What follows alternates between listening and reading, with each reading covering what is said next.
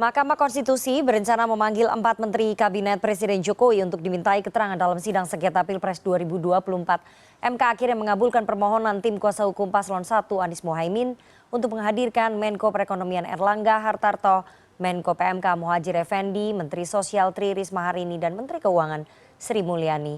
Bagaimana Istana merespon undangan MK ini terhadap menteri-menteri Pak Jokowi? Untuk membahasnya lebih dalam kita sudah terhubung dengan tenaga ahli utama KSP Ali Muhtar Ngabalin dan pakar hukum tata negara Universitas Indonesia Fitra Arsil. Selamat sore Bapak-bapak. Selamat sore, Assalamualaikum. Waalaikumsalam. Fitra. Saya mau ke Bang Ngabalin terlebih dahulu ya. Bang Ngabalin, dalam keterangan saksi yang diajukan Anies Mohaimin serta Ganjar Mahfud serta ada poin gugatan, banyak ternyata menyoroti soal pembagian bansos dalam pemenangan Prabowo Gibran. Bagaimana kemudian Istana merespon ini? Saya mulai dari situ dulu. Oke. Sebetulnya kalau benar-benar secara profesional melihat masalah yang disampaikan di Mahkamah Konstitusi itu terkait dengan masalah sengketa pemilu ya. Jadi kalau tiba-tiba penasehat hukum atau pengacara dan lain-lain yang mengajukan tentang persoalan bansos, saya kira ini yang harus lebih fokus, konsisten Mahkamah Konstitusi ya. Karena menurut undang-undang itu Nana, Undang-Undang Dasar 1945 itu menjelaskan tentang satu di antara tiga dan seterusnya itu adalah Mahkamah Konstitusi memiliki tugas terpenting yakni adalah menyelesaikan sengketa pemilu. Jadi kalau di Mahkamah Konstitusi tiba-tiba ada orang curhat mengenai bansos, ini luar biasa ini. Ini pertama kali terjadi dalam sejarah Republik Indonesia sidang-sidang di Mahkamah Konstitusi. Oke. Tapi dari Paslon 1 dan juga Paslon 3 ini menyoroti bahwa Pak Jokowi ini memang beberapa kali ya melakukan kunjungan kerja. Ini saya beri contohnya ya. Presiden Jokowi 30 kali berkunjung ke daerah dan 50%-nya itu ada di Provinsi Jawa Tengah. Dan 29 kali membagikan bantuan sosial saat musim kampanye selama 3 bulan ini. Nah ini yang dianggap membantu pemenangannya Prabowo Gibran. Bagaimana kemudian Istana merespon ini Bang Ali? Tidak, itu masih kurang. Harusnya itu 297 kali. Dan bansos itu diberikan adalah menjadi bagian dari tanggung jawab pemerintah untuk datang kepada masyarakat. Dan bukan urusannya nanti mau pemilu Nana. Baru itu bansos dibagi-bagi. Satu. Hampir 10 tahun Presiden Joko Widodo. Urusan bansos itu masih sangat layak dan penting untuk rakyat Indonesia yang belum mampu. Karena itu tanggung jawab negara, tanggung jawab pemerintah harus datang untuk membagi bansos-bansos yang uang-uang itu semua adalah uang rakyat. Apanya yang dipersoalkan, kenapa bansos diceritakan di Mahkamah Konstitusi? Kalau bansos-bansos itu kemudian menjadi urusan besar, kemudian memenangkan satu pasangan calon, kenapa daerah-daerah yang begitu banyak dibagi bansos kalah? Pihak yang dituduhkan itu adalah 02. Please, mari jujur bicara, terbuka, pakai hati dan pikiran, supaya rakyat juga itu teredukasi. Oke, masalahnya Paslon 2 menang di 34 provinsi, dan mayoritas itu di Provinsi Jawa Tengah. Nana, kalau bisa ada 90 provinsi memilih Prabowo Gibran, dan itu tidak ada urusannya dengan pemerintah karena rakyat yang punya hak untuk bisa memilih Nana. Kenapa itu menjadi persoalan? Kenapa mereka tidak bawa data, fakta dan bukti di Mahkamah Konstitusi, kemudian mereka curhat-curhat mengenai bansos dan pemerintah yang dituduhkan? Apa urusannya pemilu dengan pemerintah? Bukankah pemilu itu dilaksanakan oleh institusi negara yang independen, namanya KPU? Baik. How? Oke, karena Bang Ali tadi sudah menyebut soal fakta ya, saya mau ke Bang Fitra ya, Pak Fitra. Pak Fitra, dalam persidangan tim 01 dan 03 kita lihat lebih banyak menghadirkan saksi ahli ketimbang saksi fakta.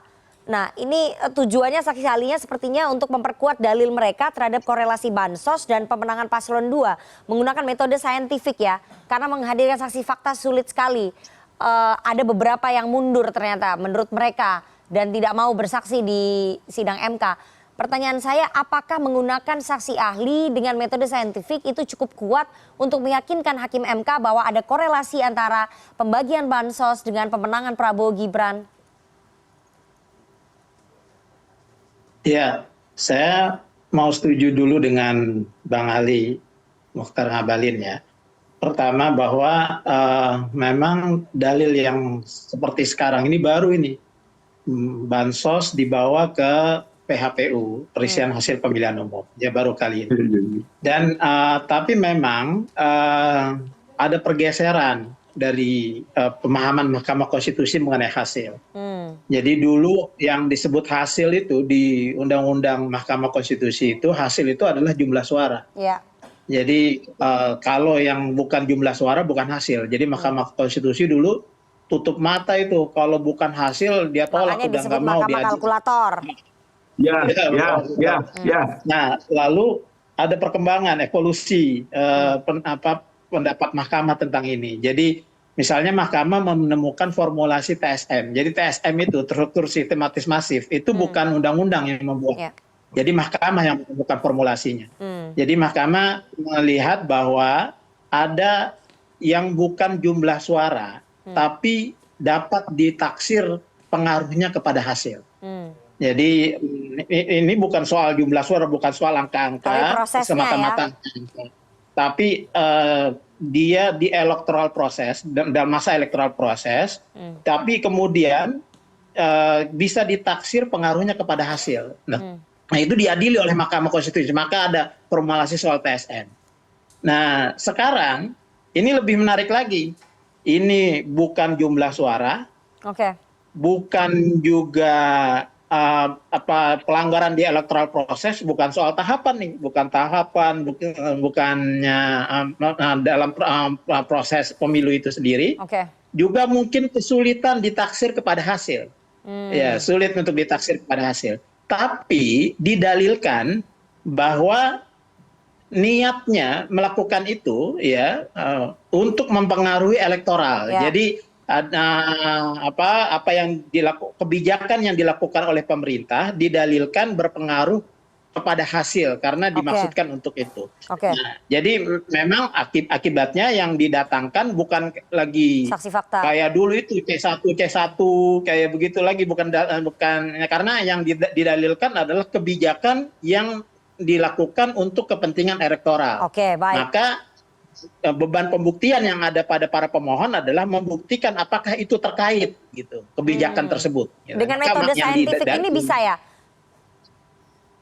Nah, saya senang sekali ini bahwa saya memperkirakan putusan Mahkamah Konstitusi ini akan sangat berkualitas. Karena ya mau menolak ataupun menerima pasti kualitasnya tinggi. Karena apa? Karena yang didatangkan ahlinya ini bukan hanya ahli hukum tata negara, tapi berbagai bidang keahlian yang ingin membuktikan bahwa karena soal kebijakan tersebut memang didalilkan punya relasi atau konsekuensi kepada hasil pemilihan umum. Diniatkan untuk itu. Maka segala sisi didatangkan, ada ahli ekonomi, bahkan ada ahli filsafat juga, ada bermacam ahli. Jadi saya kira nanti Mahkamah baik mau menolak ataupun mau menerima harus membuat formulasi pendapat atau rasio desidendinya itu kuat sekali bahwa landasannya adalah landasan ilmiah. Jadi dari berbagai pandangan para ahli tersebut. Saya kira begitu. Baik, menarik sekali ya tadi analisisnya dari Pak Fitra ya. Tapi saya ingin tanya, ini suatu kejutan juga ketika 8 hakim, karena yang satu nggak ikut menyidang ya, tidak ikut memimpin sidang, Pak Anwar Usman. 8 hakim MK akhirnya memutuskan mengabulkan permohonan tim hukum dari paslon 1, Anies dan juga Mohaimin, untuk mengundang ataupun meminta keterangan 4 menteri dari Kabinet Indonesia Maju. Ada Menko Perekonomian Erlangga Hartarto, kemudian Menko PMK Muhadjir Effendi, Menteri Sosial Tri Risma hari ini, dan Menteri Keuangan Sri Mulyani. Saya ingin ke Bang Ngabalin, bagaimana kemudian Istana merespon pemanggilan 4 menterinya Pak Jokowi ini, karena ini terkait membuka tabir soal program bansos, karena keempat menteri inilah yang punya otoritas untuk bisa menjelaskan. Rifana, ada dua hal penting yang harus dicermati dan mudah-mudahan didengar dengan baik oleh pemirsa. Dalam perkara perselisihan hasil pemilihan umum, ini dua hal. Pertama yang saya mau katakan, Presiden dan Wakil Presiden pada tahun 2019 yang lalu itu menarik untuk harus dicermati karena begitu Mahkamah Konstitusi sungguh-sungguh sangat fokus pada agenda yang terkait dengan masalah sengketa pemilu. Karena itulah Mahkamah Konstitusi pada 2019 itu kemudian menolak berbagai permohonan-permohonan yang tidak terkait dengan apa yang diatur dalam peraturan baik di undang-undang maupun peraturan MK sendiri. Itu yang pertama. Dan yang kedua, Rifana, ini yang harus diketahui bahwa kehadiran 4 menteri itu adalah untuk kepentingan Mahkamah Konstitusi dan tidak melibatkan pemohon. Hati-hati, mereka tidak diminta menjadi saksi, mereka memberikan keterangan dan bisa berdialog dengan hakim yang mulia dalam rangka kebutuhan Mahkamah Konstitusi. Itu sebabnya dalam posisi inilah Mahkamah Konstitusi itu benar-benar konsisten dalam melihat sengketa-sengketa pemilu seperti yang dijelaskan dalam Undang-Undang Dasar 1945. Ingat, Mahkamah Konstitusi itu adalah institusi negara independen yang menyelesaikan perkara-perkara menguji undang-undang atas Undang-Undang Dasar 1945 dan sengketa antara kelembagaan. Dalam posisi ini harus ditahu sehingga saya berkali-kali mengatakan jangan sampai persidangan ini menjatuhkan marharkat dan martabat Mahkamah Konstitusi karena baru pertama kali dalam sejarah Republik Indonesia apa urusannya dengan menteri hadir di persidangan sengketa pemilu. Itu Rifana, ingat baik-baik kata-kata saya. Jadi Istana bagaimana merespon pemanggilan ataupun undangan terhadap 4 menterinya Pak Jokowi ini? Pasti bahwa pemerintah tentu menghormati undangan, panggilan atau permintaan Mahkamah Konstitusi atas pembantu-pembantu Presiden, para menteri dan Menko untuk hadir di Mahkamah Konstitusi. Itu ahlan wa sahlan.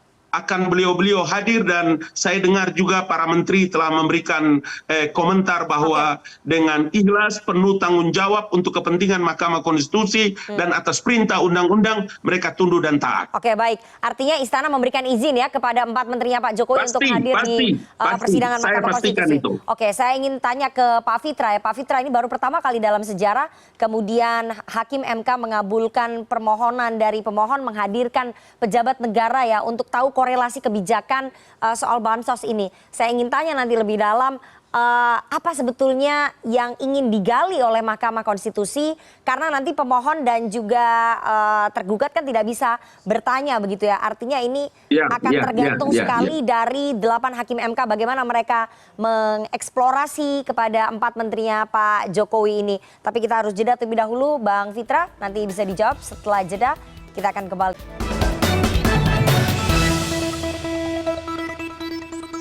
Terima kasih Anda masih bersama kami di CNN Indonesia Newsroom dan kami akan lanjutkan dialog sore ini terkait rencana Mahkamah Konstitusi memanggil 4 menteri Pak Jokowi di sidang sengketa Pilpres.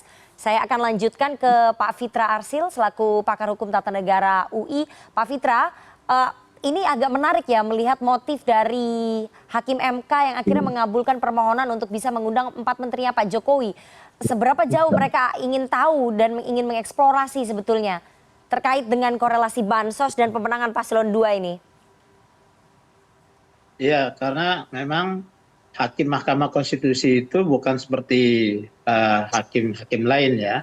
Karena putusan mereka itu kalau diambil putusan di erga omnes, mengikat semua warga negara tanpa terkecuali. Maka kepentingan umum menjadi pertimbangan para hakim. Jadi hakim itu kalau dia mau mengambil keputusan bukan mempertimbangkan para pihak aja. Para pihak yang berperkara, karena yang begitu dia putus perkara ini bukan para pihak aja yang terpengaruh terhadap hasil ini, tapi seluruhnya, seluruh orang, seluruh warga negara. Maka demi kepentingan umum ini, maka mahkamah penting untuk membuktikan apa-apa yang didalilkan untuk kepentingan mahkamah sendiri.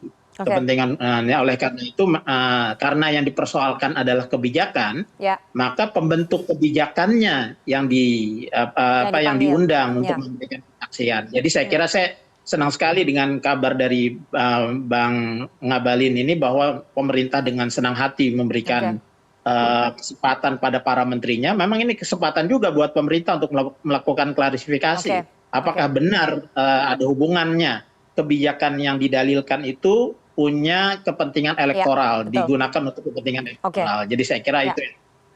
Saya mau ke Bang Abalin dulu, nanti terakhir saya ke Pak Fitra ya. Bang Abalin, ada kekhawatiran bahwa para menteri yang dipanggil ini tak akan terbuka mengungkap yang sebenarnya soal kebijakan, karena pasti ada kekhawatiran berpotensi berlawanan dengan Presiden Jokowi. Respon istana seperti apa? Tidak mungkin, tidak mungkin. Tidak ada satu orang di Republik ini yang tidak mendapatkan informasi terkait dengan kebijakan-kebijakan pemerintah. Dan jangan lupa bahwa apa yang dilakukan oleh pemerintah terkait dengan program Presiden Joko Widodo untuk mendatangi rakyatnya yang tidak mampu, rakyatnya yang masih ada di bawah garis kemiskinan, rakyatnya yang masih jauh di kampung-kampung sana dengan program pemerintah bansos ini, bantuan sosial ini juga dibicarakan di DPR. Anggarannya anggaran dari pajak rakyat. Dan saya ingin kasih tahu dengan baik kepada Nana dan para pemirsa bahwa kehadiran para menteri ini bukan untuk mengakomodir keinginan pasangan calon presiden, wakil presiden nomor 1 atau nomor 3, bukan.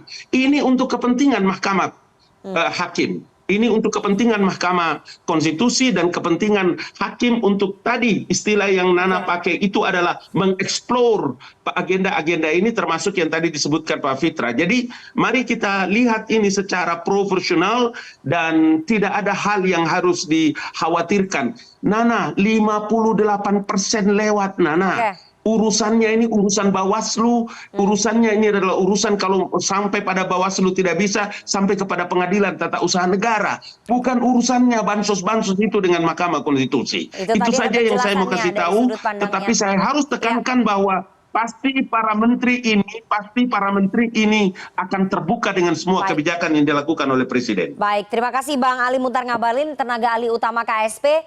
Saya akan ke Pak Fitra ya. Bang Ali kalau mau meninggalkan diskusi nggak apa-apa, karena tadi kita udah janji sampai 16.45. Tapi saya mau ke Pak Fitra dulu, Pak Fitra. Terakhir, Pak Fitra. Terima kasih, Pak Fitra ya, Pak Fitra. Terima kasih, Nana. Terima kasih, pemirsa. Assalamualaikum warahmatullahi wabarakatuh. Pak Fitra, dalam sejarahnya ya, Pak Fitra, dalam sejarahnya Mahkamah Konstitusi ini belum pernah mengeluarkan keputusan yang progresif ya terhadap hasil sengketa Pilpres. Sebelum-sebelumnya kalau kita lihat pada tahun 2009, 2014, 2019 ini nggak ada keputusan yang progresif. Tapi sekarang ini di tengah krisis ketidakpercayaan publik terhadap Mahkamah Konstitusi, menurut Anda seperti apa keputusannya nanti dari 8 hakim MK ini? Saya melihat ya, memang kalau yang didalilkan adalah seperti yang lalu-lalu itu, bahwa yang didalilkan adalah soal jumlah suara.